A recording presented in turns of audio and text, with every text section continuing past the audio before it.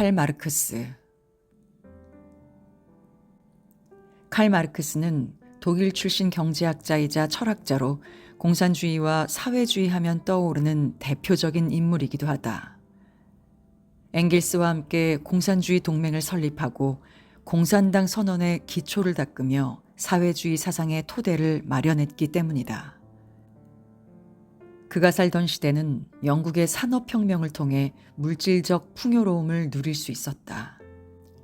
하지만 그는 일을 하면 할수록 더욱 비참해지는 노동자의 삶에 대해 의문을 갖기 시작했다. 왜 노동자는 열심히 일해도 가난하게 살고 자본가는 점점 더 부자가 될까?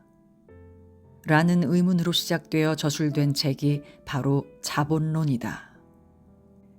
이 책을 통해 그는 자본주의의 구조적 모순을 파헤치는 한편 자본주의의 붕괴를 예언하기도 했다.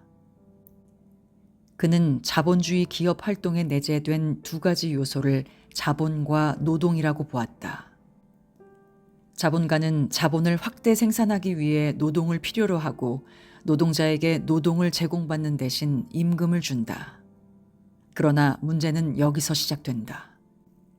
그는 상품의 가치는 그것을 만드는 데 투입되는 노동량에 의해 결정된다고 생각했다. 노동자가 생산에 기여한 만큼 보수를 받아야 하지만 자본가는 자신의 이익을 극대화하기 위해 노동자에게는 겨우 먹고 살 정도의 임금만을 준다고 생각했다. 자본가는 자신들의 이익을 더욱 늘리기 위해 노동자를 착취하는 데서 멈추지 않고 노동자를 기계로 대체하기 시작했다. 기계에 의한 생산성의 증대는 노동의 가치를 점점 더 낮추었고 노동자의 임금은 더욱 줄어들게 되었다. 그는 결국 노동자의 몰락이 아이러니하게도 자본주의의 몰락을 이끌어낼 것이라고 예언했다.